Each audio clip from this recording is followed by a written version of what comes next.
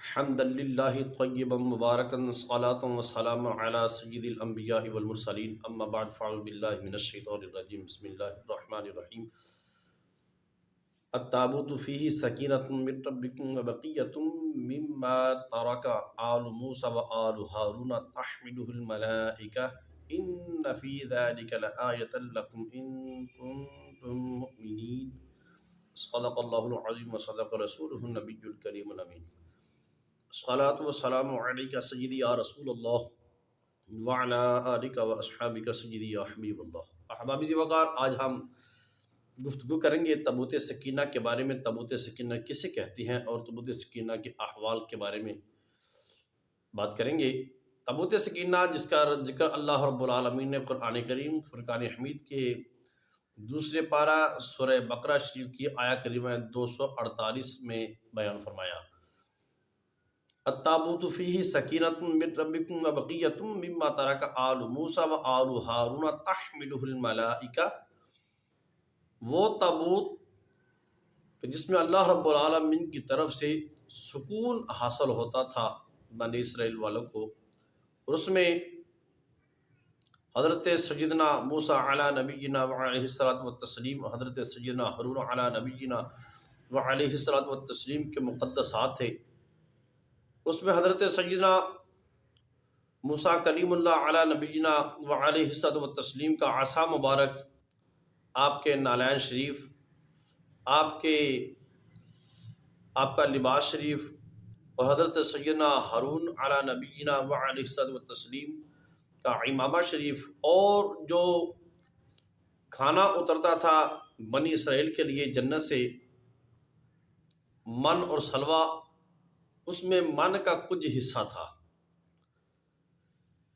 یہ تابوت اتنی بابرکت چیز تھی کہ بنی اسرائیل والے اس تابوت سے بڑی برکات حاصل کرتے تھے۔ جب کہیں کو پریشانی ہو، کسی جنگ کا موقع ہو، کوئی مصیبت آ جائے، وہ اس تابوت کو سامنے رکھ کے اللہ رب العالمین کی بارگاہ میں دعا کرتے، رب العالمین اس تابوت سکینہ کے توسل سے ان کی وہ پریشانیاں، ان کی وہ مشکلات کو دور فرما دیتا۔ یہ توسل تھا ان مقدسات کا، انبیاء کرام علیہم السلام اجمعین کا، جو توسل بنی اسرائیل والے اللہ رب العالمین کی بارگاہ میں پیش کرتے، وسیلہ پیش کرتے، تو اللہ رب العالمین ان کی وہ مشکلات کو دور فرما دیتا۔ وقت گزرتا گیا، بنی اسرائیل کے وہ لوگ اس تابوت سکینہ کا بڑا جو احترام کرتے تھے، لیکن وقت گزرنے کے ساتھ ساتھ جب بنی اسرائیل کی بد اعمالیوں میں اضافہ ہوتا گیا، حد سے گزر گئے، اس تابوت سکینہ کا جو ادب و احترام ان کے بڑے کرتے تھے وہ کرنا چھوڑ دیا انہوں نے۔ پھر اس کی نحوست ان پر کیا لاحق ہوئی، اور یہ تاریخ پڑھ کے دیکھیں، قوموں کی بربادی کا سبب یہی ہوا ہے کہ جب انہوں نے مقدسات دینیہ، مقدسات الہیہ، اللہ رب العالمین کی طرف نسبت والی جو چیزیں تھیں، چاہے انبیاء کرام تھے، اولیاء کرام تھے، جو بھی نسبت والی چیزیں تھیں، ان کی بے ادبی اور توہین کی، تو اس کی نحوست کا یہ عالم ہوا کہ وہ قومیں تباہ و برباد ہوگی، ان کا نام و نشان تک نہ بچا۔ جتنی بھی قومیں دیکھ لیں آپ جن پہ اللہ تعالیٰ کے عذاب ہیں، یا تو انہوں نے اللہ تعالیٰ کے انبیاء کرام علیہ السلام اجمعین کی توہین کی، یا ان کی جو شعائر اللہ تھے ان کی توہین کی، تو اس وجہ سے ان کی بربادی ہوئی۔ اب تابوت سکینہ کے وہ لوگ بنی اسرائیل والے بڑی تعظیم و توقیر کرتے تھے، لیکن جو بعد والی آنے والی جو نسل تھی، وہ اس میں اس تابوت سکینہ کی وہ تعظیم و توقیر نہ رہی، تو کیا وبال پڑا ان پر۔ قوم عمالقہ ایک مشرک قوم تھی، انہوں نے حملہ کیا، تو اب تابوت سکینہ کا وہ ادب احترام جو پہلے وہ لوگ اس کا وسیلہ ڈال کے اللہ تعالیٰ کی بارگاہ میں اپنی مشکلات حل کراتے تھے، وہ تو ان لوگوں میں نہ تھا۔ تو قوم عمالقہ نے جب حملہ کیا، انہوں نے بڑا ظلم و ستم کیا، بنی اسرائیل پر قتل و غارت کی، ان کے مردوں کو قید کر لیا، عورتوں کو قید کر لیا، اور یہ تابوت سکینہ جو تھا اس پہ ہیرے جواہرات جڑے ہوئے تھے باہر۔ اتنی وہ بنی اسرائیل والے پہلے ادب احترام کرتے تھے کہ انہوں نے اس تابوت سکینہ پر ہیرے جواہرات سے اس کو مزین کیا ہوا تھا، اتنا خوبصورت بنایا ہوا تھا۔ اب قوم مال کا یہ مشرک قوم تھی، کافر قوم ہے۔ کافر دنیا کا پجاری ہوتا ہے، دنیا کے مال کی ہوس اس کی رگ رگ میں بسی ہوتی ہے۔ اس نے دیکھا کہ جس تابوت کے اوپر اتنی ہیرے جواہرات ہیں، پتہ نہیں اس کے اندر کتنے ہوں گے۔ ان لائنوں نے تابوت سکینہ کو اٹھا کر لے کے اپنے علاقے میں جب جا کے کھولا، دیکھا تو حضرت انبیاء کرام علیہ السلام اجمعین کے جب مقدسات دیکھے تو وہ سمجھ گئے کہ یہ بنی اسرائیل کی مذہبی نشانی ہے، کوئی مذہبی کوئی مقدس چیز ہے۔ انہوں نے کیا کیا، اپنے بت خانے میں لے گئے۔ انہوں نے ان کے مردوں کو، بنی اسرائیل کے مردوں کو قید کر دیا، عورتوں کو بھی قید کر دیا، ان سے کام لیتے۔ لیکن جب انہوں نے اپنے بت خانے میں اس تابوت سکینہ کو لے گئے، جا کے انہوں نے کیا کیا، رات کو تابوت سکینہ نیچے رکھ دیا اور اپنے جو بت جس کی وہ عبادت کرتے تھے اس کو اوپر رکھ دیا۔ اللہ اکبر کبیرہ۔ اب خدا کی کرنی کیا ہوئی، صبح اٹھ کے انہوں نے دیکھا تو کیا ہوا کہ بت نیچے پڑا ہے، تابوت اوپر پڑا ہے۔ تابوت سکینہ اوپر ہے، بت نیچے ہے۔ بڑے حیران ہوئے، وہ سمجھے شاید کسی فوجی کا کام ہو جو قیدی کیے ہیں بنی اسرائیل کے لوگ، ان میں کسی کا کام ہوگا۔ خیر انہوں نے کیا کیا، اگلی رات آئی، انہوں نے پیر تھوڑا سا سخت کر دیا، پھر ایسے کیا کہ تابوت سکینہ کو نیچے رکھا، بت کو اوپر رکھ دیا۔ اگلی صبح پھر ہوئی، کیا دیکھتے ہیں کہ وہی معاملہ کہ تابوت سکینہ اوپر ہے، بت نیچے پڑا ہے۔ تیسری رات آئی، انہوں نے اور پیرا سخت کر دیا اور تابوت سکینہ کو انہوں نے کیا کیا، تابوت سکینہ کو انہوں نے زمین میں دبا دیا، باندھ دیا زمین میں، کیلیں ٹھوک دی انہوں نے۔ اس کے بعد انہوں نے کیا کیا، اس تابوت کو جب باندھ دیا، اوپر بت رکھ دیا۔ صبح دیکھتی ہیں تو کیا ماجرا بنا کہ بت کے ٹکڑے ٹکڑے ہوئے پڑے ہیں، اور جو تابوت سکینہ ہے زمین سے نکل کر سائڈ میں پڑا ہے۔ اللہ اکبر کبیرہ۔ ان لائنوں نے جب اپنے لائن معبود کی یہ حالت دیکھی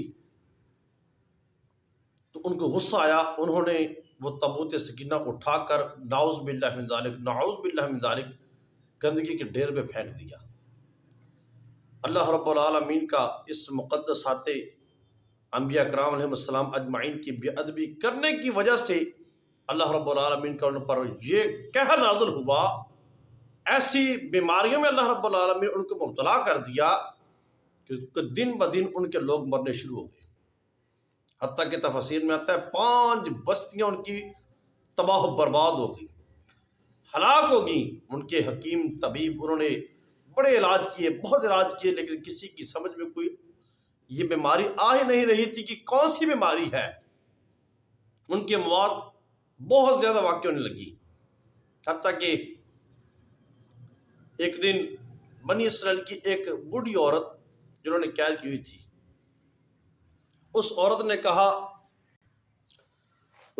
کہا کہ اے قوم مالکہ، اگر تم اس بربادی سے بچنا چاہتے ہو، اگر تم چاہتے ہو کہ تمہارے کچھ لوگ جو زندہ جو بچ جائیں، تو یہ بیماری تمہاری جان چھوڑ جائے، یہ جو تم پر عذاب وبال نازل ہوا ہے یہ تمہاری جان چھوڑ جائے، تو صرف ایک ہی حل ہے۔ وہ کیا ہے؟ ایسے کرو کہ وہ تابوت سکینہ جو تم نے گندگی کے ڈھیر میں پھینکا ہوا ہے نا، اس کو انتہائی ادب و احترام کے ساتھ صاف ستھرا کر کے بنی اسرائیل کو واپس کر دو، تمہاری جان چھوٹ جائے گی۔ انہوں نے پھر یہ ایسے کیا، تابوت سکینہ کو اٹھا کر بڑے ادب و احترام کے ساتھ بنی اسرائیل کو واپس کر دیا، جس سے ان کی جان چھوٹ گئی۔ اب میں اس بات پہ تھوڑا سا تبصرہ کرنا چاہتا ہوں۔ تابوت سکینہ میں کیا تھا؟ حضرت موسیٰ علیہ السلام، حضرت ہارون علیہ السلام کی تبرکات تھے، تورات شریف کی چند تختیاں تھیں۔ ان کی توہین اگر قوم عمال کا کافر قوم کرے تو ان پر یہ وبال، یہ مصیبتیں، یہ لعنتیں نازل ہوں کہ ان کی قوم، ان کی بستیاں برباد ہو جائیں۔ ہم مسلمان ہیں، ہماری کتاب قرآن کریم فرقان حمید تمام کتابوں کی سردار ہے۔ ہمارے نبی علیہ الصلاۃ والتسلیم تمام انبیاء کرام علیہ السلام اجمعین کے سردار ہے۔ آج جتنی بے ادبی ہم مسلمانوں میں قرآن کریم فرقان حمید کی ہے، جتنی مقدسات دینیہ کی بے ادبی اور توہین ہمارے معاشرے میں ہے، جتنے اللہ اور اس کے رسول کے ناموں کی توہین ہم خود مسلمان اپنے ہاتھوں سے کر رہے ہیں، گندگی کے ڈھیروں پر قرآن کریم کے مقدس اوراق ملتے ہیں۔ اشتہارات، فلیکسیں، بینرز، اب الیکشن کا ماحول ہے۔ میں سیاسی لوگوں سے یہ اپیل کروں گا کہ خدا را اللہ تعالیٰ کے عذاب کو دعوت نہ دو، ورنہ جو قوم امریکہ کا حال ہوا تھا یہی تمہارا حال ہوگا۔ خدا را اب سیاسیوں کا کام کیا ہوتا ہے کہ ان کی جو فلیکسیں ہوتی ہیں ان پر کسی کا نام محمد ہے، کسی کا نام احمد ہے، کسی کا نذیر ہے، کسی کا نام ارشاد احمد ہے، کسی کا نذیر احمد ہے۔ پھر انہوں نے ظلم یہ کیا ہوتا ہے کہ فلیکسوں کے اوپر لکھا ہوتا ہے نصر من اللہ فتح قریب، پھر لکھا ہوتا ہے M P A M N A انشاءاللہ۔ اور ظالموں، یہ اللہ رب العالمین کے مقدس نام ہے۔ تمہیں سیٹ ملے یا نہ ملے لیکن لعنت کا طوق تمہارے گلے میں ضرور پڑ جائے گا۔ اب ہمارا مسلمانوں کا حال کیا ہوتا ہے کہ فلیکس اگر گندگی کی ڈھیر پہ پڑی بھی ہو ہم اٹھانا گوارا نہیں کرتے ہیں۔ یاد رکھنا یہ اللہ رب العالمین کے پاک محبوب کے نام ہے۔ قرآن کریم تمام کتابوں کی سردار ہے۔ اگر قوم ممالکہ پر ان مقدسات دینیہ کی توہین کرنے کی وجہ سے تباہ و بربادی ہو سکتی ہے تو آج جن حالات کا رونا تم روتے ہو یہ بھی ان مقدسات دینیہ کی بے ادبی و توہین کرنے کی وجہ سے ہے۔ آج جس گھر میں قرآن پڑھا ہے کسی کو فکر ہی نہیں ہوتی ہے کہ قرآن کریم کے اوپر کسی اچھے کپڑے کا غلاف ہی ڈال دے۔ تمہارے گھروں میں ٹی وی پر کپڑا ڈالا ہوتا ہے، تمہارے بکسوں پر، تمہاری سیف الماریوں پر، تمہارے گھروں میں سونا چاندی پیسہ کپڑے لباس ہر چیز کو محفوظ کرنے کے لیے قیمتی سی قیمتی سیف الماریاں ہوتی ہیں، صندوق ہوتے ہیں، بکسے ہوتے ہیں۔ اگر نہیں جگہ ہمارے گھر میں ہوتی، چاہے کنال کی کوٹھی ہے چاہے 4 منزلی کوٹھی ہے، تو ہمارے گھروں میں صرف اور صرف قرآن کریم کو محفوظ کرنے کی جگہ نہیں ہوتی ہے۔ یہ ہمارے مسلمانوں کا حال ہے۔ خدا را اللہ تعالیٰ کے عذاب کو دعوت نہ دو، خدا را اپنے حال پہ رحم و کرم کرو۔ آج قوم طرح طرح کی بے لا علاج بیماریوں میں مبتلا ہے، ہسپتال کھچا کھچ بھرے ہوئے ہیں۔ وجہ کیا ہے؟ صرف یہی ہے۔ کبھی اپنے علاقے کی، اپنے محلے کی گندگی کے ڈھیر کا کبھی وزٹ کیا کریں، اب کئی ایسے اوراق ملیں گے جن پر اللہ رب العالمین کا مقدس نام لکھا ہوگا۔ اخبار کے کئی ایسے ٹکڑے ملیں گے جن پر اللہ رب العالمین کا مقدس نام لکھا ہوگا۔ اخبار کے کئی ایسے صفحات ملیں گے جن پر قرآن کریم کا ترجمہ لکھا ہوگا۔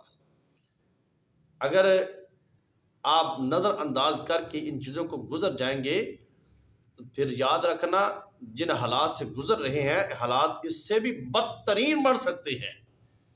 ہماری ان غفلتوں اور توہین اور بے ادبی کی وجہ سے میں یہ گزارش کرنا چاہتا ہوں تمام امت مسلمہ کو کہ ان چیزوں کا لحاظ کرے۔ اگر تمہارے گھروں میں کوئی ایسے کاغذات آتے ہیں، کوئی ایسے گھی کے پیکٹ آتے ہیں، صابن کے پیکٹ آتے ہیں، ان کو استعمال کرنے کے بعد ان میں کوڑا کرکٹ میں نہ پھینکیں بلکہ ان کو محفوظ کریں۔